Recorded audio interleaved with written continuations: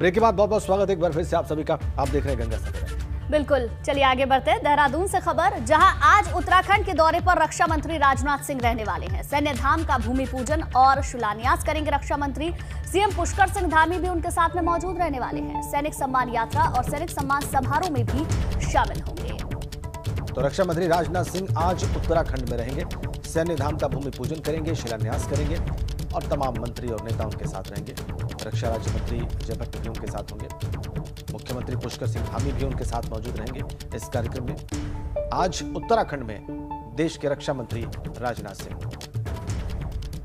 बिल्कुल, लगातार अगर देखें तो दौरे जारी है, चाहे उत्तर प्रदेश की बात करें, उत्तराखंड की बात करें। रक्षा मंत्री राजनाथ सिंह आज उत्तराखंड पहुंचने वाले हैं, देहरादून पहुंचेंगे, जहां सैनिक सम्मान यात्रा और समारोह में शामिल होंगे। पुष्कर सिंह धामी, उत्तराखंड के मुख्यमंत्री भी उनके साथ में मौजूद रहने वाले हैं। हम बहुत जल्दी आपको बताएंगे कि ये सैन्य धाम क्या है, जिसके शिलान्यास और भूमि पूजन के लिए पहुंच रहे हैं रक्षा मंत्री राजनाथ सिंह।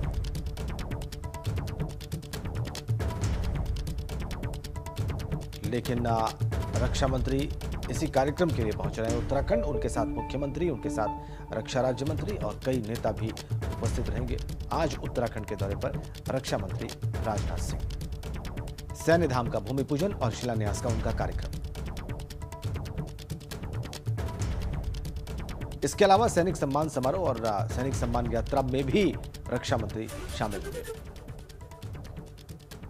उनका कार्यक्रम आपको बता दें, पूरा जो कार्यक्रम है वो आपको बता दें।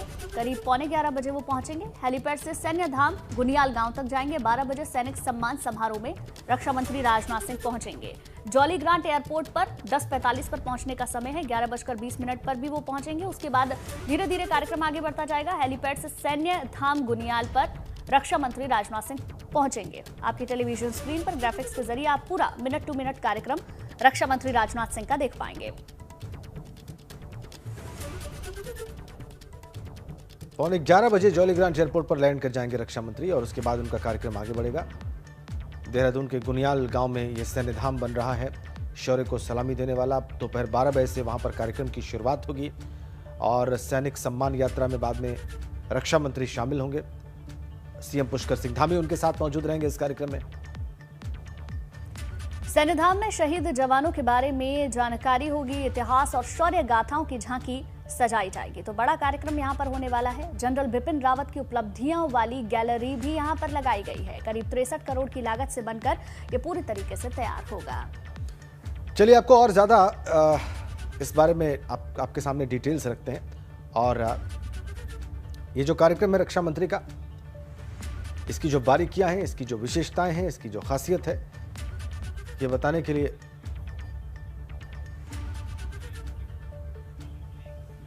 के लिए हमारे साथ पंकज राणा देहरादून से हमारे साथ जुड़े हुए हैं। पंकज, हमने अभी बताया वैसे मिनट टू मिनट कार्यक्रम रक्षा मंत्री का, लेकिन सैन्य धाम और सैनिक सम्मान जो समारोह है, ये आज के दिन, आज की तारीख में क्यों है, इस बारे में, इसके थोड़े बैकग्राउंड के बारे में और डिटेल्स हमारे दर्शकों के सामने रखें। बिल्कुल राजनीति, देखिए बिल्कुल भाजपा ने पिछले 1 महीने पहले तय कर दिया था कि आज के दिन सैनिक सम्मान यात्रा का समापन किया जाएगा और आज के दिन ही जो सैन्य धाम है, जो उत्तराखंड का 5वें धाम के रूप में माना जा रहा है, उसका आज शिलान्यास कराया जाएगा। राजनाथ सिंह है रक्षा मंत्री, वो आज उत्तराखंड पहुंचेंगे और उनके द्वारा ही इस सैन्य धाम का उद्घाटन किया जा रहा है। 2017 में प्रधानमंत्री नरेंद्र मोदी जब उत्तराखंड में चुनावों के दौरान आए थे, उन्होंने ये ऐलान किया था कि उत्तराखंड क्योंकि वीरों की भूमि है और यहाँ पर एक ऐसा धाम, 5वां धाम बनाया जाएगा जो सैन्य धाम के रूप में यहाँ विख्यात होगा। तो उसी की तर्ज पर ये सैन्य धाम बनाया जा रहा है। लेकिन एक बड़ी बात मैं ये भी बता दूं कि भाजपा इसे पूरी तरह से चुनावी मूड में लेके जा रही है, क्योंकि उत्तराखंड वीरों की भूमि है। यहाँ हर परिवार से जो सैनिक है वो देश की सेवा में डटा हुआ है। उसी के मद्देनजर ये कोशिश की जा रही है कि सैनिक बहुल्य प्रदेश में सैनिकों को भाजपा के पक्ष में लाया जाए। 1434 परिवारों की जो शहीद सैनिक परिवार हैं, उनके घर की मिट्टी लाई जा रही है आज, और कलश यात्रा के जरिए इस सैन्य धाम में उस मिट्टी को रखा जाएगा। यानी कि जो नींव रखी जाएगी उसमें 1434 परिवारों के जो शहीद परिवार है उनके घर की मिट्टी वहां पर कलश के जरिए लाई जाएगी, उस नींव में उस मिट्टी को रखा जाएगा। तो ये बड़ी बात है कि भाजपा इसे एक बड़े रूप में लेके जा रही है। और बड़ी बात एक ये भी है कि जो CDS बिपिन रावत थे उनके नाम पर जो सैन्य धाम का द्वार होगा, बिपिन रावत सैन्य द्वार उसका नाम रखा जाएगा। तो ये 2-3 चीजें बड़ी महत्वपूर्ण होने वाली हैं। 63 करोड़ रुपए की लागत से बनकर 2 साल में ये सैन्य धाम तैयार किया जाएगा। लेकिन एक महत्वपूर्ण बात यह भी है कि भाजपा ने इससे पहले भी 2 बार इसका शिलान्यास कर दिया है। मुख्यमंत्री जब त्रिवेंद्र सिंह रावत थे 2018 में देहरादून के सैजधारा में टंचिंग ग्राउंड में बाउंड्री वॉल के लिए कई करोड़ रुपए स्वीकृत हो गए थे, लेकिन किसी वजह से वहां पर सैन्य धाम नहीं बन पाया। अब मसूरी जो विधानसभा क्षेत्र है उसके गुनियाल गांव में इसकी नींव रखी जा रही है। और ये अब देखना होगा क्योंकि चुनावी वर्ष भी है और चुनावों के बाद किसकी सरकार उत्तराखंड में बनती है उसके बाद ही इस सैन्य धाम की जो रूपरेखा है वो आगे बढ़ेगी। लेकिन ये हम इसे कह सकते हैं कि सैनिक सम्मान के रूप में, शहीद परिवारों के रूप में बहुत बड़ी चीज भाजपा करने जा रही है। और एक भव्य रूप में इस धाम को बनाया जाएगा जिसमें सभी जो विश्व युद्ध से लेकर अब तक के उत्तराखंड के शहीद हैं उनकी सभी रणभूमि के रूप में उनकी गाथा लिखी जाएगी, विवरण उनका दिया जाएगा, चित्र उनके लगाए जाएंगे। तो बड़ी महत्वपूर्ण चीजें होगी शहीदों के सम्मान के लिए। लेकिन आज जो रक्षा मंत्री है राजनाथ जी वो आएंगे, राज्य मंत्री केंद्रीय रक्षा मंत्री अजय भट्ट भी रहेंगे, मुख्यमंत्री रहेंगे, सभी तमाम नेता यहाँ मौजूद रहेंगे। तो तब देखिए, बहुत बहुत धन्यवाद आपका पंकज, आपने बहुत विस्तार से सारी जानकारियां दी, आपने इतिहास भी बताया कि कैसे ये कंसेप्ट आया और उसके बाद इसके पहले भी शिलान्यास और भूमि पूजन की बात हो चुकी है। आगे बढ़ते हैं। पूर्व सीएम हरीश रावत ने एक बार फिर से प्रेस कॉन्फ्रेंस कर भारतीय जनता पार्टी की सरकार के खिलाफ मोर्चा खोल दिया है। हरीश रावत ने बेरोजगारी, भ्रष्टाचार, महंगाई और खनन को लेकर राज्य और केंद्र की सरकारों पर जमकर प्रहार किए। इस दौरान उन्होंने प्रदेश की बदहाल व्यवस्था पर भी राज्य सरकार को जिम्मेदार ठहराया और स्टेट ऑफ इकोनॉमी पर श्वेत पत्र जारी करने की मांग भी उठाई। आज शिक्षा और चिकित्सा का ढांचा पूरी तरीके से ध्वस्त हो गया है।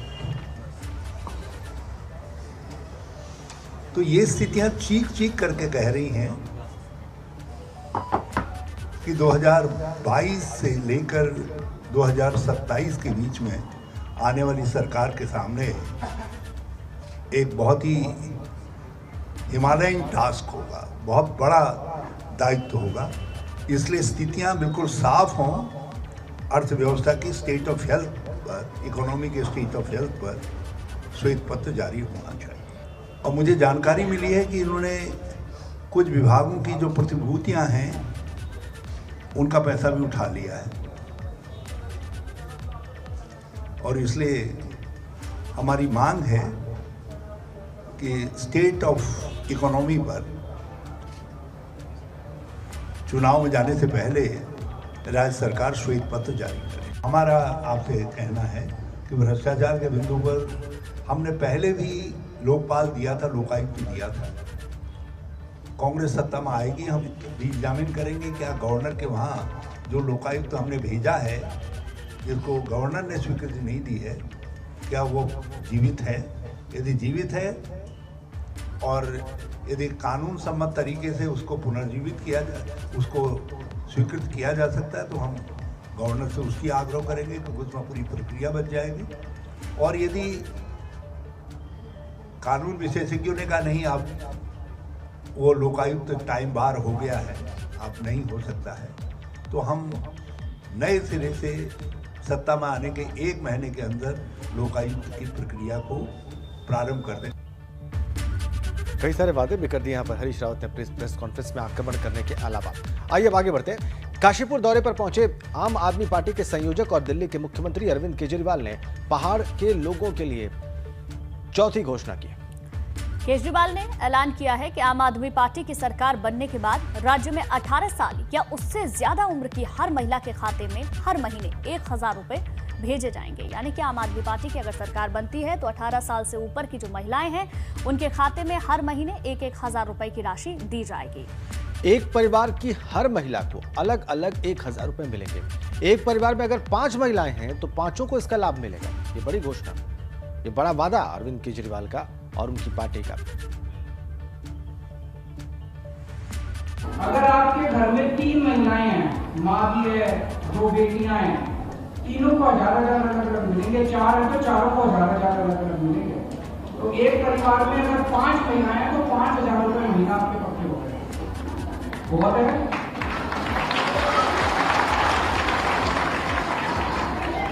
तो इस बार आप अपने अपने परिवार में सब मर्दों को बोलना कि भाई वोट तो इस बार झाड़ू को पड़ेगा।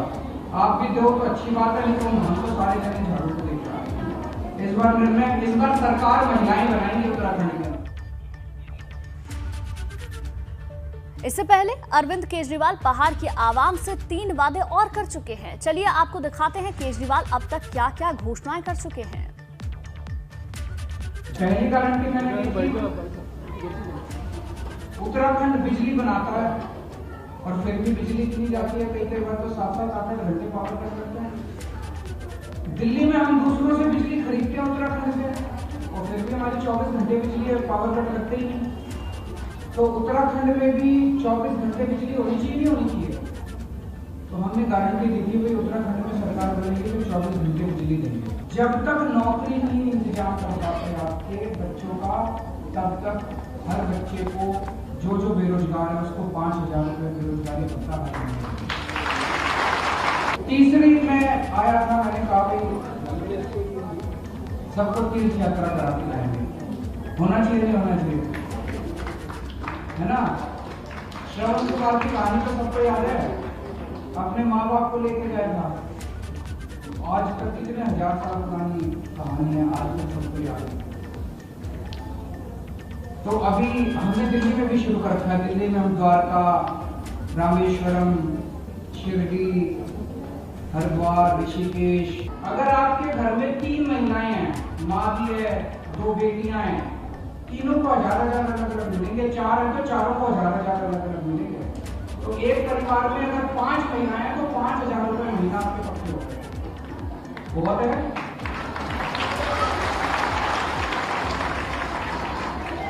तो इस बार आप अपने अपने परिवार में सब मर्दों को बोलना कि भाई वोट तो इस बार झाड़ू को पड़ेगा। आप भी दो तो अच्छी बात है, लेकिन हम तो सारे जने झाड़ू को देख रहे हैं। इस बार निर्णय, इस बार सरकार महिलाएं बनाएंगी उत्तराखंड में। आगे बढ़ते हैं। उत्तराखंड के स्वास्थ्य मंत्री धन सिंह रावत की गाड़ी थलीसैंण में हादसे का शिकार हो गई। हादसा उस वक्त हुआ जब वो पौड़ी से देहरादून आ रहे थे और तभी रास्ते में उनकी गाड़ी पलट गई। हालांकि हादसे में स्वास्थ्य मंत्री धन सिंह रावत को मामूली सी चोटें आई हैं, जिसके बाद उन्हें दूसरी गाड़ी से देहरादून ले जाया जा रहा है। प्रदेश के स्वास्थ्य मंत्री डॉक्टर धन सिंह रावत थलीसैंण में कई कार्यक्रम में शिरकत करने के बाद देहरादून वापस लौट रहे थे और इसी दौरान यह हादसा हुआ। इसी दौरान बुआखाल रामनगर राष्ट्रीय राजमार्ग पर भरसार और चौरीखाल के पास जो है, इसके बीच में पाले की वजह से उनकी गाड़ी पलट गई। हादसे के वक्त धन सिंह रावत के साथ राज्य सहकारी संघ के अध्यक्ष नरेंद्र सिंह रावत, राज्य सहकारी संबंध अध्यक्ष मातवर सिंह और मंत्री के जनसंपर्क अधिकारी भी सवार थे, जिन्हें दूसरी गाड़ियों से देहरादून ले जाया गया। तस्वीरें उस वक्त की, हादसे के बाद की।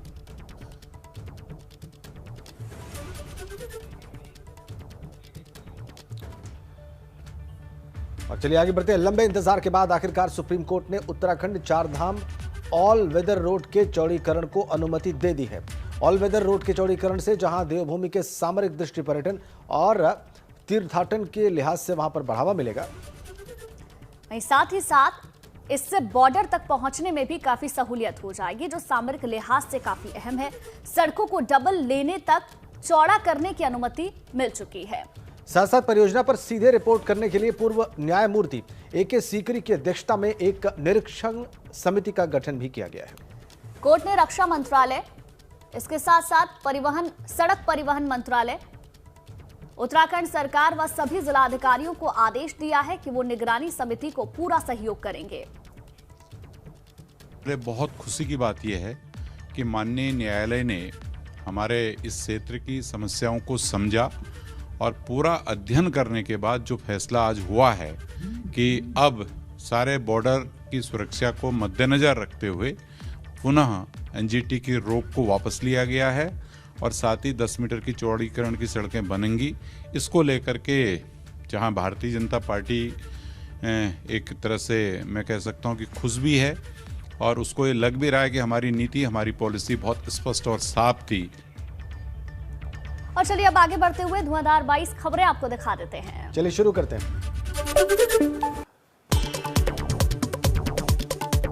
काशीपुर से अरविंद केजरीवाल का बड़ा चुनावी ऐलान। कहा, उत्तराखंड में अगर आम आदमी पार्टी की सरकार बनी तो हर महिला को देंगे 1,000 रुपया। बेरोजगार युवाओं को भी 5,000 रुपए बेरोजगारी भत्ते का कर चुके हैं ऐलान। 24 दिसंबर को प्रधानमंत्री नरेंद्र मोदी की रैली को लेकर हल्द्वानी में तैयारियां जोरों पर। नैनीताल जिले के प्रभारी मंत्री यतीश्वरानंद ने प्रस्तावित रैली स्थल का निरीक्षण किया।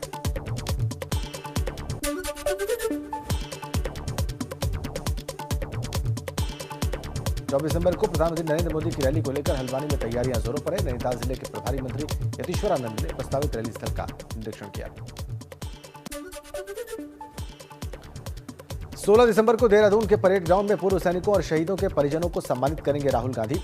भारत की पाकिस्तान पर ऐतिहासिक विजय की 50वीं वर्षगांठ पर यह कार्यक्रम रखा गया है।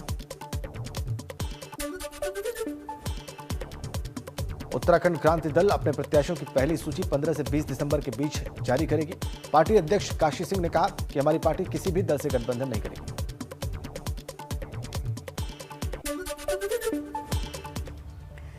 चलिए अब राजेंद्र जी, मैं आपको बता देती हूँ आज कहाँ किसके दौरे रहने वाले हैं, क्योंकि चुनावी सरगर्मी तेज है, ऐसे में दौरों के बड़े सारे मायने हैं। चलिए ग्राफिक्स के जरिए आपको दिखाते हैं आज कहाँ किसके दौरे रहेंगे।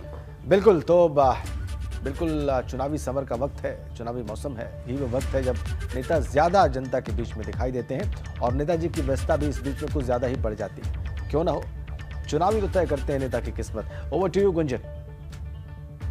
बिल्कुल राजेंद्र, मैं आपको बताती हूं कि आज कहां पर किस किस के दौरे रहने वाले हैं। आज जौनपुर में अखिलेश यादव का दूसरा दिन है, जहां वो 3 विधानसभा क्षेत्रों में विजय रथ यात्रा निकालेंगे और जनसभा को भी संबोधित करेंगे। आज शाम को ही अखिलेश यादव लखनऊ वापस लौट जाएंगे। कल भी हमने उनकी विजय रथ यात्रा देखी थी, भारी लोग उसमें मौजूद रहे थे। वहीं आम आदमी पार्टी उत्तर प्रदेश में रोजगार के मुद्दे को लेकर आज कई बड़ी घोषणा कर सकती है। नोएडा में दिल्ली के उप मुख्यमंत्री मनीष सिसोदिया और प्रदेश प्रभारी सांसद संजय सिंह प्रेस कॉन्फ्रेंस करेंगे। ये बड़ा ऐलान वो एक प्रेस कॉन्फ्रेंस में कर सकते हैं। शाम को 4:30 बजे ये प्रेस कॉन्फ्रेंस होनी है। इसके साथ साथ उत्तराखंड की भी बात कर लें तो आज देहरादून दौरे पर रक्षा मंत्री राजनाथ सिंह रहने वाले हैं। सैन्य धाम की सौगात वो देंगे, सैन्य धाम का शिलान्यास करेंगे, सैनिक सम्मान यात्रा और सैनिक सम्मान समारोह में भी हिस्सा लेंगे। सीएम पुष्कर सिंह धामी, रक्षा राज्य मंत्री अजय भट्ट सहित कई मंत्री नेता इसमें मौजूद रहने वाले हैं।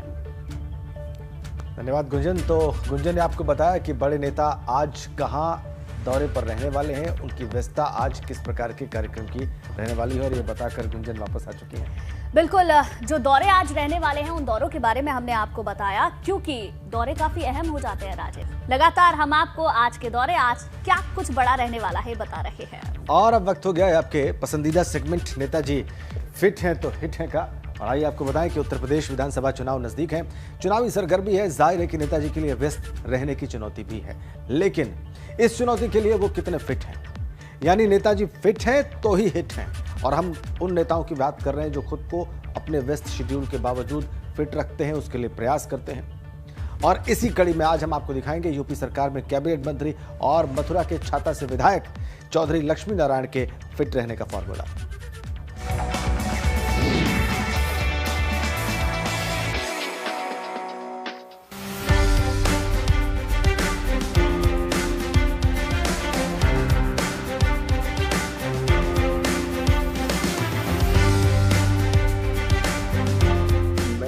सुबह 4 और 4:30 के बीच में बिस्तर छोड़ देता हूँ। इसके बाद मैं गुनगुना पानी पीता हूँ, लगभग 1 किलो। फ्रेश होता हूँ और फ्रेश होने के बाद मॉर्निंग वॉक करता हूँ। इसके बाद मैं योगा करता हूँ और कुछ एक्सरसाइज भी, साइकिल चलाना।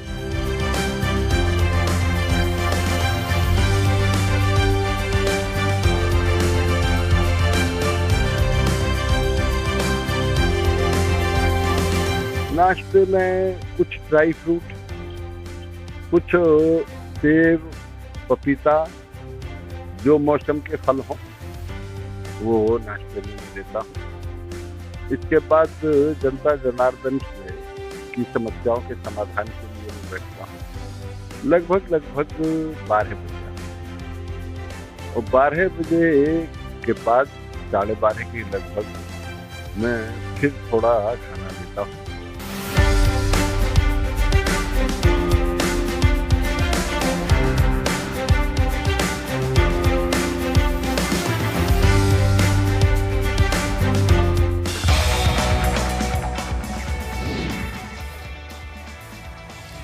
तो देखा आपने छाता से विधायक और मंत्री महोदय क्या करते हैं अपने आप को फिट रखने के लिए इस अवस्था में भी। वापस अब गुंजन का रुख करेंगे। गुंजन, बिल्कुल, नेताजी का फिट रहना बहुत जरूरी है क्योंकि लगातार दौरे भी तो करने पड़ रहे हैं और इन दौरों के लिए ये भी जरूरी है कि आप फिजिकली एकदम फिट रहें।